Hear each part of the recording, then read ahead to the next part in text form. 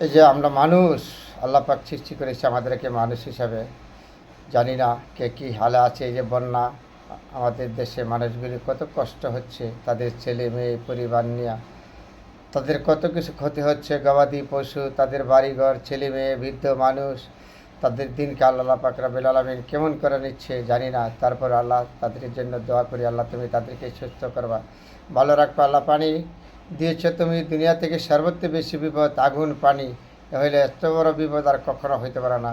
তারপর আমরা মানুষ হিসাবে একজন আরেকজনের প্রতি খেয়াল রাখবো, হাত বাড়াবো, এটাই স্বাভাবিক। কতগুলি মানুষ আজকে এই যে চট্টগ্রাম, নোয়াখালী, কুমিল্লা, ফেনী, এই দেখলাম শিশুদের জন্য বাড়িঘর, তাদের বাড়ির চালের উপরে পানি, পানির উপরে পানি, কত কষ্ট যাচ্ছে, তাদের কত ক্ষতি হচ্ছে, কৃষকদের জমি পাত্তর ক্ষতি হচ্ছে, বাড়িঘর ক্ষতি হচ্ছে, রাস্তাঘাট যা আছে, গবাদি পশু, খামারের মাছ, সব কিছু তলিয়ে গেছে। একজন মানুষ নিঃসন্দেহ হয়ে গেছে। তার কথা আছে না, আগুনে পানিয়ে দিলে কোনো থুয়া যায় নাই। তাহলে এইখানে দেখেন প্রমাণ, আমাদেরকে কত বড় বিপদ দিয়েছে। বিপদ আল্লাহ দিয়েছে, আল্লাহ হয়তো আমাদেরকে উদ্ধার করবে, কিন্তু আমাদের যে কষ্টটা তো কত মানুষ দেখে না। কত মানুষ এই পানি থেকে জীবন গিয়েছে, প্রাণ হারিয়েছে, আমরা দেখেছি।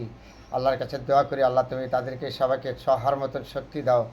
আল্লাহর যারা অর্থ দিয়ে প্রাণ দিয়ে এগিয়ে আসছেন এই সমাজে, তাদের প্রতি দোয়া এবং শুভকামনা থাকবে চিরদিন। কেন তারা এদেশের নাগরিক, তাদের প্রতি হাত বাড়িয়েছেন, যারা অর্থ দিয়া প্রাণ দিয়া বিভিন্ন সহযোগিতা করতেছেন, আল্লাহ পাক তাদেরকে রুচিলা রহমত নাজিল করেন।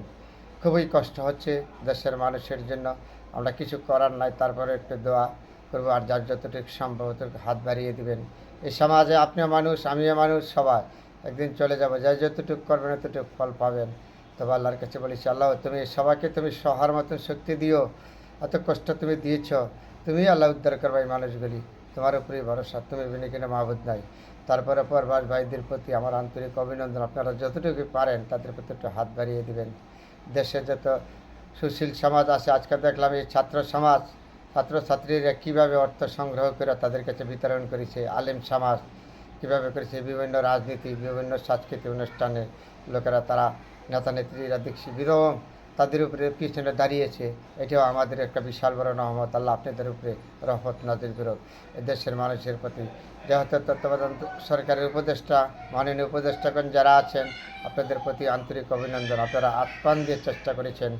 যেন সেনাবাহিনীর প্রধান আপনি নিজে যাচ্ছেন, নিজে যাই এগুলি দেখাশোনা করেছেন। কেন্দ্র প্রশাসনের প্রতি যতগুলি বাহিনী আছে, 3 বাহিনীর প্রধান, নৌবাহিনী, সেনাবাহিনী, বিমান বাহিনী, পুলিশ, আনসার, প্রতিটি মানুষের জন্য দোয়া শুভকামনা। আপনারা যে এই দুর্গম এলাকা তাদের পাশে দাঁড়িয়েছেন, কত জীবনের ঝুঁকি নিয়ে, আপনাদের প্রতি কৃতজ্ঞতা থাকবে সবসময় আপনাদের জন্য দোয়া থাকবে। সবাই ভালো থাকবেন, আল্লাহ যেন আপনাদেরকে সহায়ের মতন শক্তি দেয়। আমিন আমিন।